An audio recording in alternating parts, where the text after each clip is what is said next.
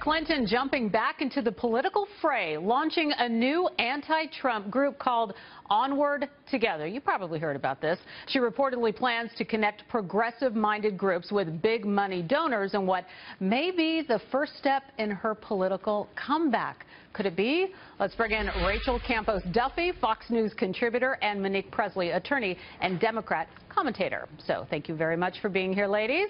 We want to dig into that roughly 45-minute Q&A that Hillary Clinton gave this week at that Women for Women International event.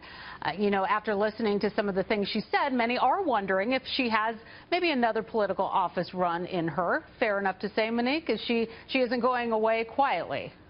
Well, I don't think she has to go away at all. I'm hoping that anyone who has as much to contribute as the Secretary Clinton wouldn't just disappear because they lost an election. Those close to her say that she is not considering another run for political office, but I'm sure that, like anything else, could change. It's way too early to tell.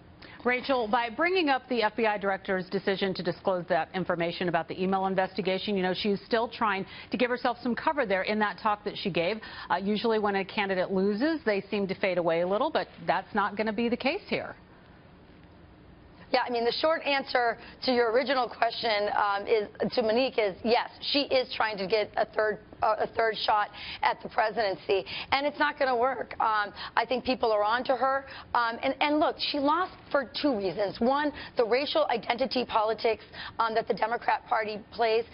There's a lot of people in the upper Midwest that don't like that. And the other reason is, and the most important reason is, they lost the trust of the working class, of the working poor.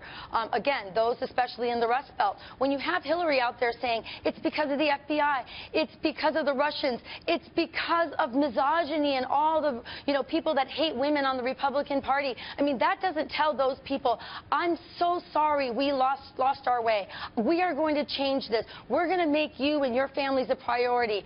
This is a huge mistake on the Democrat Party if they allow her to co-opt the resistance movement, which actually is, you know, it's having a little bit of an effect, but if they hand it over to an old guard like her, somebody who's learned nothing, somebody who, by the way, is the poster child of white privilege, well, I think it's a big mistake.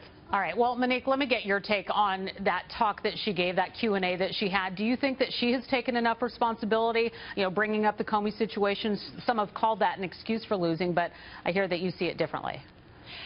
Well, listen, I think that she said at top that she takes personal responsibility not just for her mistakes, but the mistakes of the campaign. I find interesting two things that Rachel said. First, that Hillary Clinton would be the poster child for white privilege when our president is a billionaire who has inherited much and then is seeing fit to do the same for his children. And then second, for racial identity politics to be the problem for the Rust Belt, I think what that really means is if the race is not white, if white people are not at the center of the discussion, then they have a problem with any other race driving the politics of the day. But identity politics are what has led to... Go ahead, Rachel. I'm still talking. Okay. I think that what has led to the problem, when identity politics succeeds, women succeed, ethnics succeed, Caucasians succeed, the country succeeds. So for there to be an issue because now the playing ground is level is just not fair. That's just a trigger word, a buzzword that gets everybody upset about things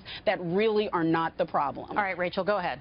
So two things. One, as a minority living in the upper Midwest, I'm very offended by the patronizing racial division that the Democrat Party is sowing. And no, it doesn't help anyone, this kind of division that they're sowing in our society.